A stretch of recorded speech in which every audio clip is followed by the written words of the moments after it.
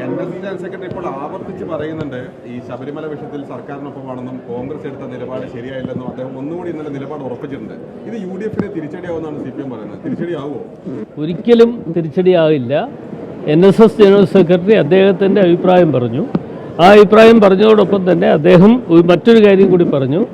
സമദൂര സിദ്ധാന്തം അദ്ദേഹം ആവർത്തിച്ച് പറയുന്നുണ്ട്. അത് കഴിഞ്ഞ തെരഞ്ഞെടുപ്പിലും അതിന് മുമ്പിലത്തെ തെരഞ്ഞെടുപ്പിലും ഒക്കെ തന്നെ NSS ജനറൽ സെക്രട്ടറി പറഞ്ഞിട്ടുള്ള ഒരു കാര്യമാണ്. ആ കാര്യത്തിൽ ഞങ്ങളെ സംബന്ധിച്ചിടത്തോളം അതിന് യാതൊരു വിധത്തിലുള്ള ആശങ്കയും ഞങ്ങൾക്കില്ല.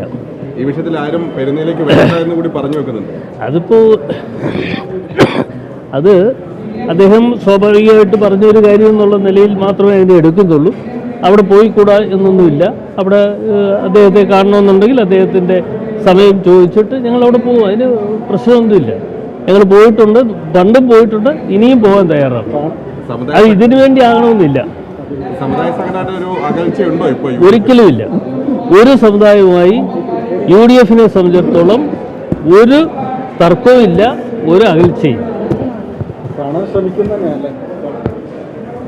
ഏതാ അല്ല, സമവായ ശ്രമം എന്ന് പറയുമ്പോൾ അദ്ദേഹം പറഞ്ഞിട്ടുള്ള കാര്യങ്ങളൊക്കെ എല്ലാ ചാനലിലും വന്നതാണ്. ഞങ്ങളെ സംബന്ധിച്ചിടത്തോളം അക്കാര്യത്തിൽ ഞങ്ങൾക്കൊരു ആശങ്കയില്ല.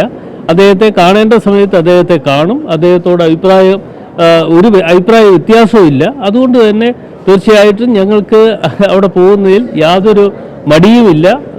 ഞങ്ങൾക്ക് ഈ ഒരു സമുദായ സംഘടനയുമായി ഒരു തർക്കവും നാളിതുവരെയും ഞങ്ങൾക്കുണ്ടായിട്ടുണ്ട്.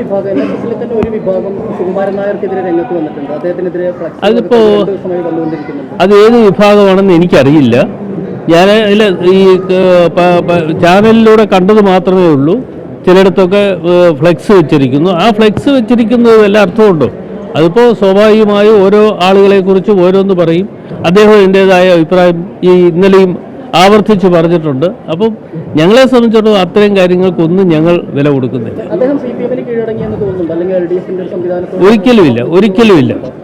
ഒരു കാരണവശാലും അങ്ങനെ ഒരു ചിന്ത ഞങ്ങൾക്കില്ല.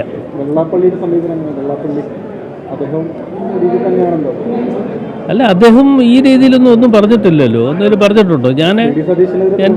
അല്ല, അതെന്തെങ്കിലുമൊക്കെ അഭിപ്രായ വ്യത്യാസത്തിൻ്റെ പേരിൽ പറയുന്നതായിരിക്കും. തീർച്ചയായിട്ടും അദ്ദേഹവും അതായത് ഞാൻ പറഞ്ഞു, ഒരു സമുദായവുമായി ഒരു തർക്കവും ഒരു വിഷയവും ഞങ്ങൾ ആർക്കും തമ്മിൽ ഇല്ല എന്ന് ആവർത്തിച്ച് ഞാൻ സൂചിപ്പിക്കുന്നു. അതുകൊണ്ടാണ് UDF സംബന്ധിച്ചിടത്തോളം എല്ലാവരും, എല്ലാ സമുദായങ്ങളും, അത് നാനാജാതിയിൽപ്പെട്ട ആളുകളും ഞങ്ങൾ ഒരുമയോടുകൂടി കണ്ടുകൊണ്ട് ഞങ്ങൾ വരുന്ന 2026 തെരഞ്ഞെടുപ്പിൽ ഞങ്ങൾ മുമ്പോട്ട്. VD സതീശൻ പ്രതിപക്ഷ നേതാവായതിനു ശേഷമാണോ NSS ഇത്രയൊരു അകൽച്ച?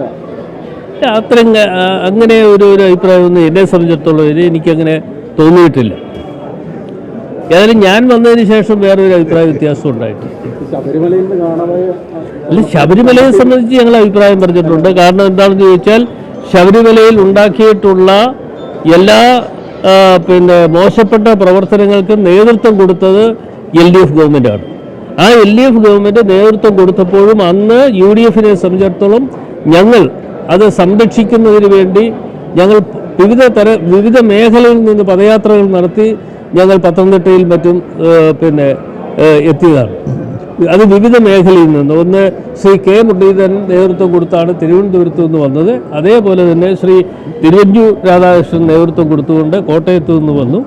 അതേപോലെ ഷാനിമോൾ ഉസ്മാൻ നേതൃത്വം കൊടുത്തുകൊണ്ട് അവിടെ നിന്ന് വരികയുണ്ടായി. ഇത്തരം കാര്യങ്ങളൊക്കെ തന്നെ ഞങ്ങൾ നിറവേറ്റിയിട്ടുള്ളത് തീർച്ചയായിട്ടും ഇത് ഒരു LDF ഗവൺമെൻറ് കാണിച്ച തെറ്റായ നയങ്ങൾക്കെതിരെയുള്ള അഭിപ്രായങ്ങൾ ജനങ്ങളിലെത്തിക്കുന്നതിന് വേണ്ടിയാണ് ഞങ്ങൾ ഈ കാര്യങ്ങളൊക്കെ നേതൃത്വം ഏറ്റെടുത്തത്. ശബരിമലയിൽ നിന്ന് പീഡനം കാണാതായിരുന്നല്ലോ, കണ്ടെത്തിയിട്ടുണ്ട്. അല്ല, അത് ഞാൻ ഒരു ഇൻ്റലിജൻസിൻ്റെ ആളൊന്നുമല്ല. പക്ഷേ അത് പോലീസ് അന്വേഷണം നടത്തി അവരാണത് കണ്ടെത്തേണ്ടതായിട്ടുള്ളത്. അത് അന്വേഷണം നടത്തി അത് കണ്ടെത്തണം. പക്ഷേ എനിക്ക് തോന്നുന്നു വാർത്ത വന്നതിനകത്ത് കൊണ്ടുപോയതും അതിൻ്റെ തൂക്കവുമായി ബന്ധപ്പെട്ടുകൊണ്ട് 3-4 കിലോ കുറഞ്ഞിട്ടുണ്ട് എന്ന് പറഞ്ഞ ഒരു അഭിപ്രായം മാധ്യമങ്ങളിലൂടെ ഞാൻ കാണാനിടയായി. അതൊക്കെ അന്വേഷണം നടക്കേണ്ടത് പോലീസ് ഉദ്യോഗസ്ഥന്മാരുടെ അത് ആയിക്കോട്ടെ.